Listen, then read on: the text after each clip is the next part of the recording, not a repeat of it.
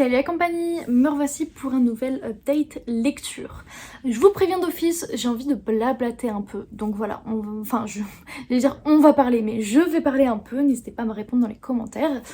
Et après je vous fais mon update lecture que j'ai appelé top ou flop parce que je commence à perdre mes idées pour nommer mes updates lecture et qu'il y a un peu de tout cette fois-ci, donc je me dis que ça pourrait être intéressant. Il y a encore quelques livres que j'ai lus pendant le vlog en avril avec vous et je vais les alterner avec mes lectures de mai. Pour le blabla, voilà, je me mets bien. Moi, j'ai mon petit plaid, mon petit coussin par derrière et je vais blablater. Je sais pas si ça se voit parce que j'ai pas mal de collègues et même de camarades de classe qui me le disent ces derniers temps, mais j'ai l'air apparemment très fatiguée. Vraiment au travail, j'ai l'impression qu'on me le dit très souvent, toutes les semaines au moins, sachant que j'y suis que 3 jours par semaine, ça fait déjà plusieurs semaines qu'on me le dit, que j'ai l'air très fatiguée et je m'en rends pas forcément compte, mais c'est vrai que, parfois si, là ces 2 derniers jours-ci, mais à chaque fois qu'on me le dit, je suis en mode ouais c'est vrai, je suis très fatiguée. Mais j'y pense pas forcément, je sais pas si vous voyez ce que je veux dire, je sais pas si c'est la période, après c'est normal puisque je dois rendre mon mémoire dans quelques semaines, donc je suis vachement stressée. Donc c'est vrai qu'en ce moment en fait c'est un peu compliqué parce que donc je crois l'avoir déjà dit, je sais pas si je l'ai dit en vidéo mais je l'ai dit à certains d'entre vous que en ce moment donc j'ai moins de temps parce que donc je dois rendre mon mémoire d'ici 2-3 semaines. C'est la fin de mes études, ça y est, après 5 années supérieures. Et du coup, Clémentine prend la relève pour les montages, c'est-à-dire que normalement on alterne, on s'occupe chacune de nos vidéos perso, et après on alterne une fois sur 2 pour le montage des vidéos à 2. Là, ça fait déjà quelques mois, 2 mois peut-être, où elle fait 2 montages, j'en fais un, 2, 1. Donc Clémentine, honnêtement, je sais pas si elle regardera cette vidéo, mais elle me sauve un peu la vie. Parce que j'ai pas envie de perdre le rythme, parce qu'honnêtement on a eu il y a 1 an à peu près un gros plat en termes de vues, de termes d'abonnés, de tout ça, où ça a pas progressé mais pendant 1 an vraiment. Et ça a recommencé il y a quelques mois, il y a 5 mois je dirais que ça a recommencé à vraiment genre reprendre. Et ça m'a tellement fait du bien de revoir les statistiques qui repartaient. Ça m'a tellement... vous savez, on est content de nous, on voit que ça plaît. Enfin, c'est hyper important, je trouve quand même, parce que même si non, les statistiques, c'est pas le plus important, parce que le plus important, c'est de faire ce qu'on aime. Enfin, il y a un moment, ça fait 8 ans que je fais ça, 8 ans que Clem, elle est là aussi. On se dit, est-ce que ce qu'on fait, ça sert vraiment? Est-ce qu'on parle dans le vent? Est-ce qu'il y a vraiment des gens qui nous soutiennent? Est-ce que c'est toujours les mêmes? Ou est-ce qu'il y a de nouvelles personnes qui arrivent? Enfin, c'est pour ça que vos commentaires à chaque fois, vos petits DM de temps en temps sur Instagram, ça vous nous envoyez du love et c'est hyper important pour nous, honnêtement, ça me motive. Je vais pas vous le cacher aussi, c'est aussi pour ça que je fais un peu ce petit blabla au début aujourd'hui, parce que j'avais pas envie de filmer. J'avais pas envie, cette vidéo elle doit sortir demain, donc il faut que je fasse le montage pareil entre ce soir et demain. J'avais pas envie de m'y mettre, j'avais pas envie de le faire tout court, mais j'ai pas envie non plus d'être absente de Booktube pendant rien qu'une semaine, parce qu'après YouTube nous le fait payer en recommandant moins nos vidéos, tout ça. Donc c'est un peu compliqué en fait de trouver un équilibre entre dans ma vie professionnelle et perso, j'ai pas le temps parce que je dois faire plein de choses, mais en même temps, Booktube c'est devenu tellement important pour moi, beaucoup plus que pour Clémentine, parce que c'est très important pour moi honnêtement. Donc j'ai pas envie de lâcher l'affaire, j'ai pas envie que ce qui intervient dans ma vie, à part Booktube, ça plombe Booktube en fait. Donc c'est un peu compliqué en fait de trouver un équilibre. Donc je me dis parfois, heureusement que Clem elle est là avec moi pour me soutenir, pour m'aider et pour voilà, me remonter un peu quand j'ai besoin d'aide, quand j'ai besoin qu'on me sorte la tête de l'eau. Voilà, mais je me dis, ça se trouve je serai grave plus motivée après dès que j'aurai passé mes dernières épreuves, que j'aurai eu mon diplôme. Donc voilà, c'est pour bientôt. Et honnêtement, j'ai hâte. Voilà, j'ai pas grand chose à dire de plus à part que j'ai envie de dormir, mais voilà. Donc sans plus tarder, je vais commencer avec Carry On de Rainbow Rowell aux éditions PKJ. Donc là c'est un petit poche. Il est déjà sorti chez PKJ en grand format il y a des années, puisque donc je vous avais déjà parlé de ce tome-ci. Rainbow Rowell, c'est celle qui a écrit Eleanor and Park, Fangirl, d'autres. Et dans Fangirl, l'héroïne écrit une fanfiction. Et en fait, cette fanfiction qu'elle écrit, c'est celle-là. Donc voilà, on est un peu dans la fanfiction de l'héroïne. En fait, on a des extraits dans Fangirl et je suppose que les fans de l'autrice ou elle-même, elle a eu envie de continuer cet engouement pour la fanfiction que son héroïne écrit. C'est un peu une mise en abîme finalement. Et du coup, voilà, est sorti Carry On. Et il y a même un tome 2, donc là, le poche est sorti en même temps que le tome 2 en grand format, qui n'existait pas à la base, qui est sorti du coup, je sais pas, 5-6 ans après le tome 1. Et donc c'est la suite, même si ce tome-ci, je suis désolée, il se suffit à lui-même. Vous l'avez peut-être vu dans le vlog, j'hésitais à demander le tome 2 en SP, parce que c'est un SP, j'ai oublié de préciser. J'hésitais à demander le tome 2 en SP parce que c'est un grand format, que le poche il ira pas avec le grand format, donc je savais pas très bien quoi faire. Et au final, quand j'ai fini, j'ai su que je pouvais attendre s'il sort dans un an, parce que bah ça se finit... C'est une vraie fin quoi. Donc c'est vrai que ça me soulève aussi des questions de qu'est-ce qu'ils vont faire dans le tome 2. Bref, l'histoire, on suit un vampire hypothétique parce qu'on n'est pas à 100% sûr que c'est un vampire. Notre héros principal, donc Simon Snow, qui est un sorcier, il en est convaincu. Je sais pas si on dit sorcier ou magicien. Mais bref, c'est un sorcier. Il est convaincu que son colocataire, parce qu'ils sont dans des chambres de 2 dans cette école de magie, donc il est convaincu que son colocataire Baz, c'est un vampire. Mais en soi, on le sait pas, ou non, avant très longtemps. Enfin, pendant très longtemps. Bref. Ils se détestent, c'est un gros enemies to lovers, mais c'est aussi un roman avec une romance, une bonne grosse romance MM entre deux hommes. Et voilà, et je l'ai beaucoup aimé. Donc c'est assez quand même jeunesse young adulte. Bon, de toute façon PKG c'est young adulte, hein, je rappelle. Mais donc c'est assez jeunesse young adulte. Il y a beaucoup de pages, hein. Il fait ouais, presque 700 pages, mais ça s'est lu très rapidement. Moi je l'ai lu très très rapidement. J'ai un peu été déçue parce que du coup le Baz, le vampire, met beaucoup de temps à apparaître. Je crois qu'il apparaît au bout de 200-290 pages. Et j'étais assez déçue parce que bah moi ce que j'attendais c'était la romance. Et pendant les 200-290 premières pages, on a juste Simon qui nous dit oh là là, je suis bien ici, j'espère que Baz il va pas revenir, et ci et ça. Et on suit un peu ses péripéties dans l'école où il est revenu après l'été, avec sa meilleure amie Pénélope, avec sa petite copine qu'il a vue juste avant les vacances d'été, il l'a vue main dans la main avec Baz, donc il s'est dit pourquoi elle était avec mon pire ennemi. Enfin bref, donc on est un peu dans ces dramas à Simon. Et je suis désolée, j'ai trouvé que c'était une tête à claque. Simon jusqu'à loin, c'était une vraie tête à claque, j'ai pas vraiment supporté le personnage. Mais Baz a relevé le niveau, même s'il est particulier lui aussi. Mais il fait pas que se plaindre pour rien, donc forcément je l'aime plus. Mais bon, donc je me suis ennuyée sur un bon tiers du bouquin. Et une fois que Baz apparaît vraiment, parce qu'il y a une raison pourquoi il n'était pas là, ça devient tout de suite beaucoup plus intéressant, je trouve. Et à partir de là, j'ai été absorbée dedans, j'ai pas réussi à m'arrêter et j'ai trouvé ça vraiment bien. Il y a énormément de ressemblances avec Harry Potter. Je suppose que c'est fait exprès, mais je tiens à le dire, c'est vraiment vibe Harry Potter.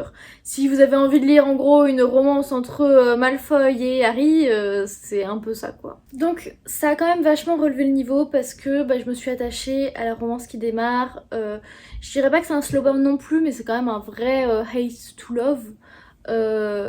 Donc oui, j'ai commencé à dire hate to love à la place d'enemies to lovers, parce que c'est vrai que tu peux être ennemi et ne pas forcément détester l'autre, et tu peux détester l'autre et c'est pas pour autant ton ennemi. Donc en fait je trouve qu'on utilise le plus souvent enemies to lovers, en tout cas dans toutes les romances, à la place de hate to love ou rivals to lovers.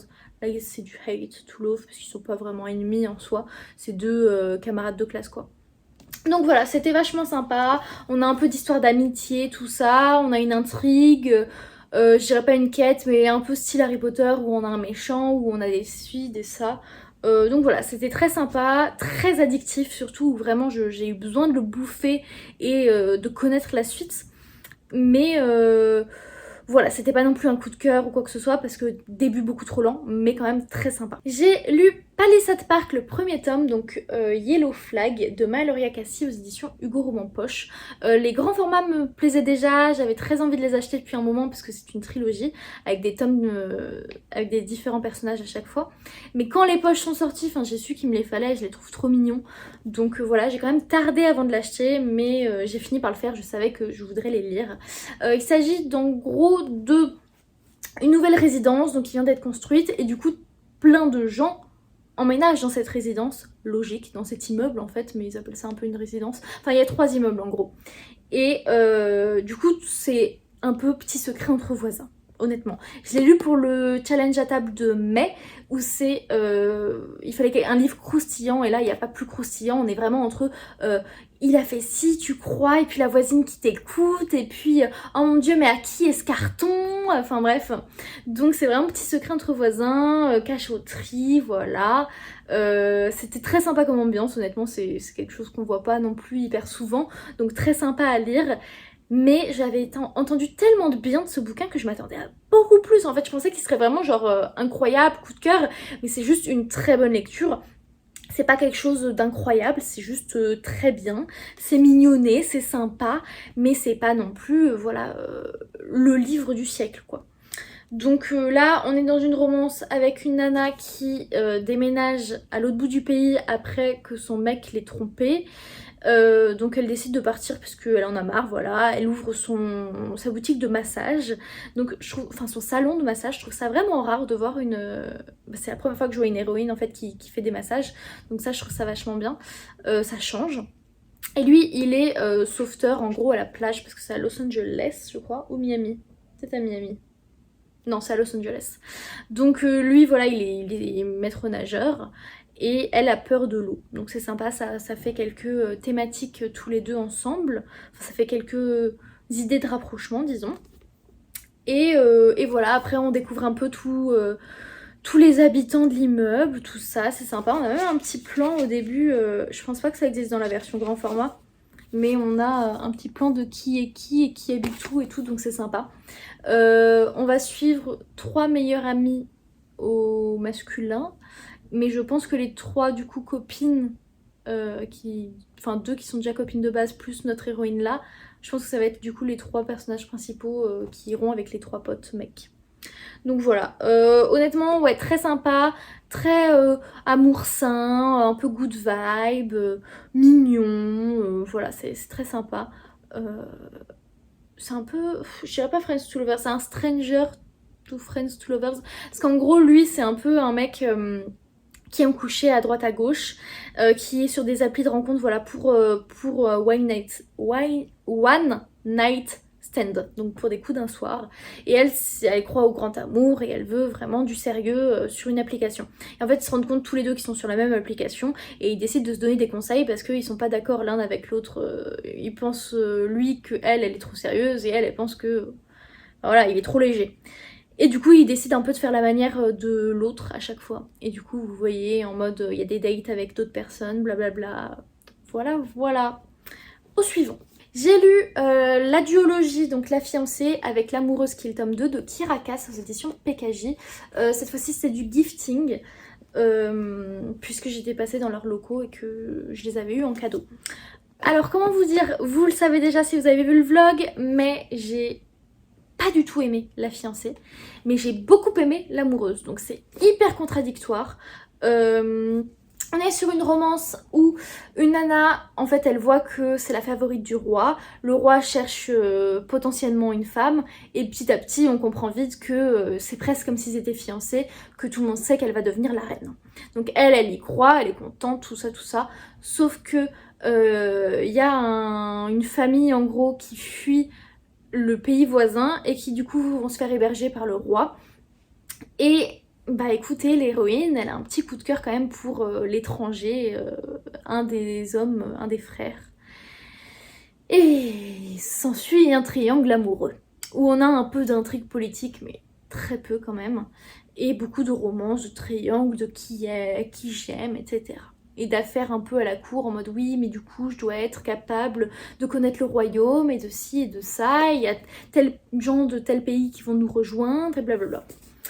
C'était très chiant à mourir dans ce tome-ci, parce que là du coup on n'a pas vraiment la même intrigue et pas forcément les mêmes persos, je veux pas spoiler, mais du coup ça fait que Là, je me suis pas du tout intéressée enfin, pas du tout attachée en fait aux personnages principaux. Et là, beaucoup plus. Là, la romance m'a intéressée. Là, c'était sympa. Mais ici, je me suis un peu fait chier comme un rat mort. Après, honnêtement, ça se lit très très vite. La mise en page PKJ, enfin voilà. Et on a 400 pages pour le premier, 360 pour le deuxième. Je les ai lus chacun en 24 heures. Ça va très vite. Mais j'ai pas forcément passé un bon moment pour le premier qui est un gros flop. Et du coup, le deuxième est un bon top. Et j'en avais conclu dans mon vlog que je pense quand même que ça vaut le coup de lire la duologie grâce au tome 2. Mais c'est vrai que c'est un peu aussi dépassé, c'est un peu vieux maintenant. C'est clairement pas la meilleure saga de l'autrice, La Sélection, je vous le recommande 100 fois plus. Donc voilà, je vais pas épiloguer beaucoup plus longtemps, mais on s'attache pas vraiment au perso ici. Là oui, l'intrigue est beaucoup plus intéressante ici. Voilà, et puis petit triangle amoureux.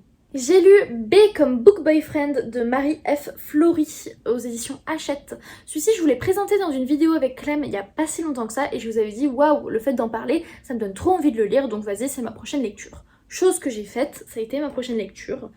Il fait 460 pages et on est sur une romance entre Nori qui est en première année d'études supérieures. Donc voilà, elle arrive à l'université avec sa meilleure amie et co-booktubeuse. Je sais plus si elles sont booktubeuses, mais en gros elles sont bookstagrammeuses. Mais je crois que si, elles sont booktubeuses aussi. Et donc elles sont meilleures amies à la vie, à la mort. Et elles font tout ensemble, elles sont inséparables. Et du coup elles ont une chaîne YouTube, elles ont plein de réseaux sociaux et elles ont beaucoup d'abonnés. Genre 80 000 fois plus que nous.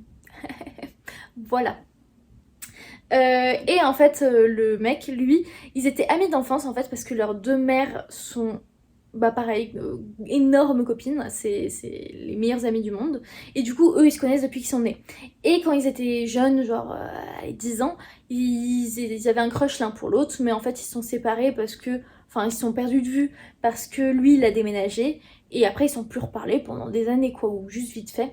Et donc là, ils se retrouvent dans la même université, mais même encore plus dans la même un peu... c'est pas vraiment un internat, mais un peu si quand même, ils sont dans le même couloir, je crois qu'ils habitent, chacun dans leur chambre pour l'université. Et donc on est un peu sur Book Boyfriend, sur lui il est mignon, voilà, lui c'est un joueur de, je sais plus, football, ouais de foot.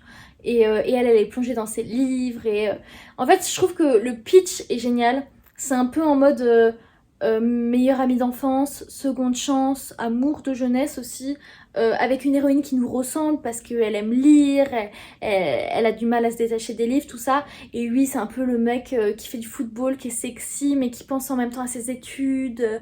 Enfin, c'est un peu pour tout pour plaire. Et au final, c'était un gros flop.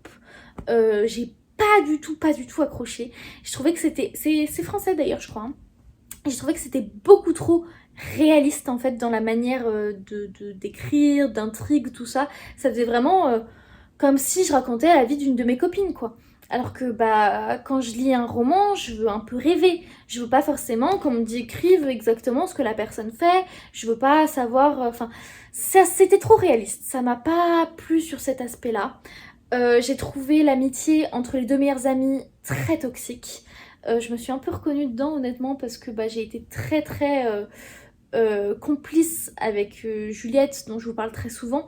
On est moins collé comme ça et c'est vrai que quand je le vois là je sais que leur relation ici était très toxique. Je sais pas si j'avouerais non plus, enfin je pense pas que ma relation était très toxique, mais je me suis reconnue dedans quand même sur pas mal de choses où on dit où on demande l'avis de l'autre, où on est tout le temps ensemble, où voilà, on traîne avec l'autre quand elle est avec son copain, enfin voilà. Donc oui, là-dessus je me suis reconnue. D'ailleurs, chose qui est compliquée parce que la meilleure amie de l'héroïne, elle a un copain, elle non, et c'est pas forcément toujours facile quoi. Donc voilà, mais vraiment amitié très toxique et j'ai l'impression qu'il... Enfin, d'un côté, les autres persos, parce que on a les deux points de vue, les autres persos relèvent que c'est toxique, mais ils leur disent pas forcément, et lui à la fois, du coup le héros, il est jaloux de la meilleure amie, enfin il est pas vraiment jaloux, mais il se dit ouais mais elle a du temps que pour elle, enfin c'est un peu...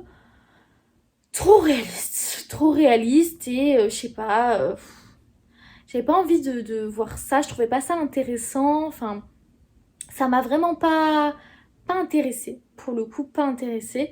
Puis même jusqu'au bout où on voit vraiment que la relation est toxique et elles font un peu rien pour remédier à ça. Et bah je me dis que bah il faut au moins faire quelque chose quoi, donc bon. Mais voilà, le mec après il est très sympa, très book boyfriend, il commençait un peu à lire des bouquins pour elle et tout. Mais j'ai pas été subjuguée par la romance non plus, ils ont pas su genre m'absorber. C'est vendu comme un young adulte, mais il y a une ou deux scènes érotiques. Après c'est quand même très dans l'initiation, dans un peu premier amour, première fois. Donc ça reste un peu young adulte, mais il y a quand même une ou deux scènes érotiques. Un peu détaillées. J'ai trouvé aussi que c'était un peu tourné au ridicule, j'avais l'impression. Le fait de tourner des vidéos, etc. Tout le monde est en mode oh là là, oh elle doit encore tourner une vidéo, ou oh là là, elle fait des vlogs tout le temps, elle filme toute sa vie. Et c'était une impression que c'était pris à la légère, qu'on se moquait d'elle. Je suis désolée, c'est tellement taf d'avoir une chaîne YouTube. Et moi, c'est pas du tout à la même échelle qu'elle. Elle reçoit des montagnes de SP, mais genre vraiment des montagnes. Elle a des dizaines de milliers d'abonnés, ce qui n'est absolument pas mon cas. Et elles sont encore un peu tournées en ridicule, j'ai l'impression, par les autres personnages. Donc je comprends qu'il y ait des gens qui comprennent pas. Mais le fait que dans un bouquin, dans une romance, tu sais que c'est des lecteurs qui sont peut-être chroniqueurs qui vont lire ça, j'ai trouvé pas ça ouf. Et pour le coup, c'est jamais dit clairement qu'on se moque d'elle, mais j'ai le sentiment que l'auteur même le prend un peu à la légère et ça m'a pas plu. Donc voilà, ce roman, très très déçu. J'attendais de filmer la vidéo pour le mettre sur mon Vinted, mais très très déçu. Je m'attendais un peu à autre chose. Je pensais que ça allait être vraiment bien et ouais, très très déçu honnêtement. Dernier service presse que vous avez vu pendant le vlog, il s'agit de La Carte des Confins, le tome 3 de Marie Réplin aux éditions PKJ. Encore une fois, service presse de la part de PKJ, merci beaucoup. Tous les services presse ici sont de PKJ d'ailleurs, comme beaucoup de ce que je vous ai montré dans le vlog. Donc ici c'est un tome 3 où on suit les enfants des personnages principaux des tomes 1 et 2. On voit quand même les personnages principaux des tomes 1 et 2, mais ils ont vieilli quoi, ça fait 16, 20 ans, 16 ans peut-être, je sais plus quel âge ça a avancé.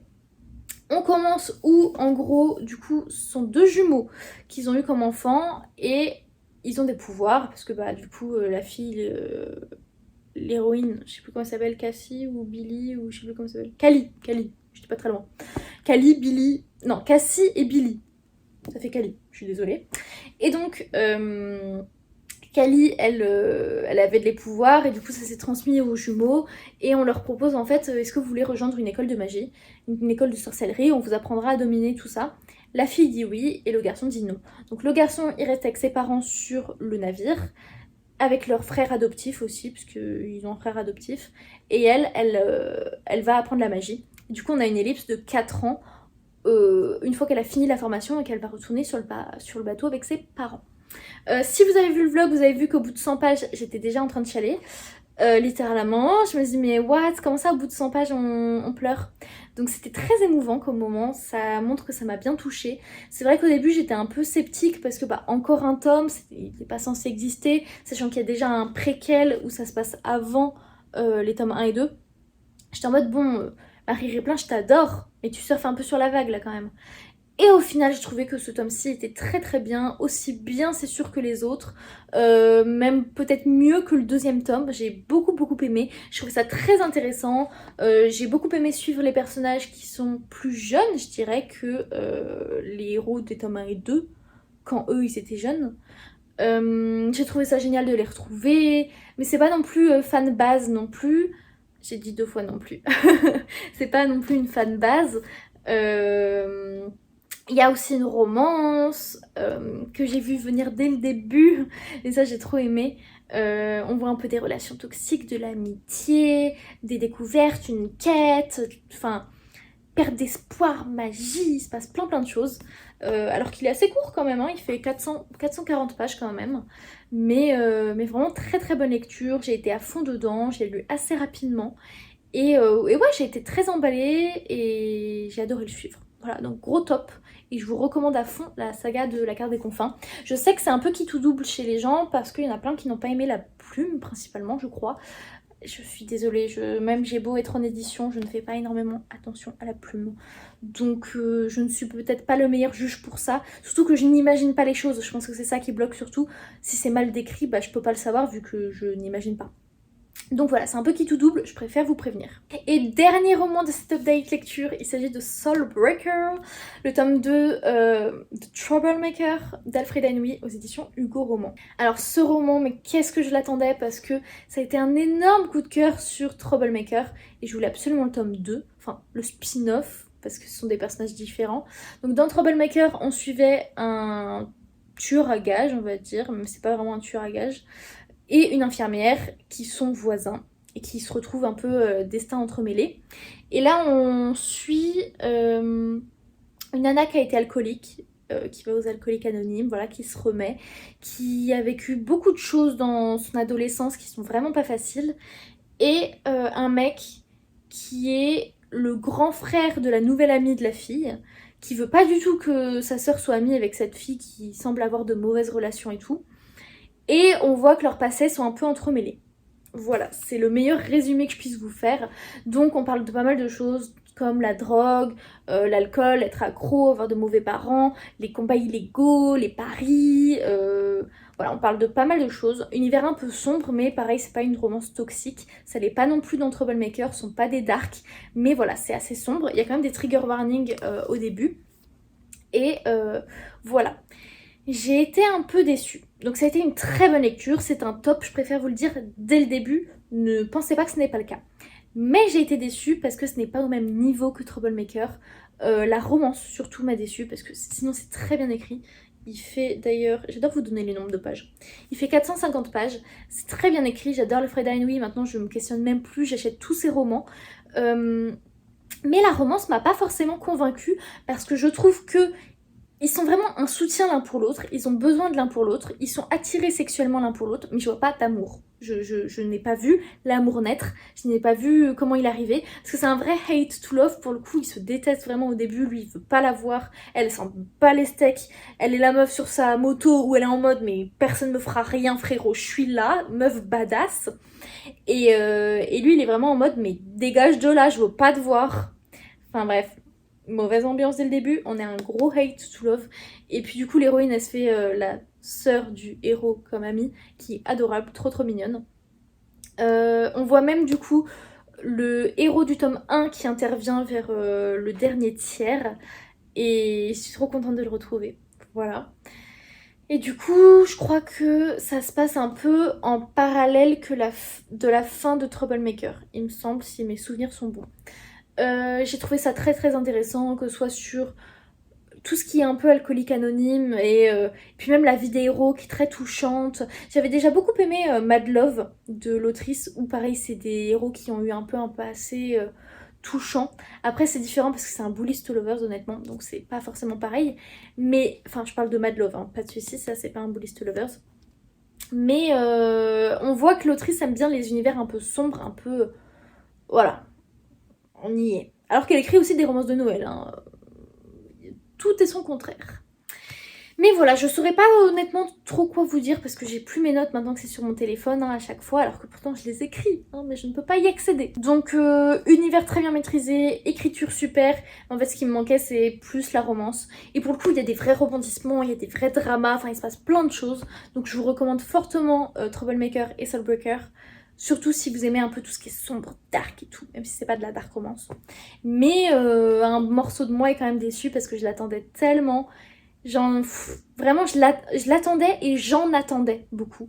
Et voilà, la relation m'a un peu déçue. Mais c'est pas grave, j'ai très envie de relire Troublemaker, donc une fois que j'aurai baissé un petit peu ma palle, je me relirai Troublemaker. C'en est fini pour cette update lecture, j'espère qu'il vous aura plu. Vous pouvez voir quelques achats derrière moi.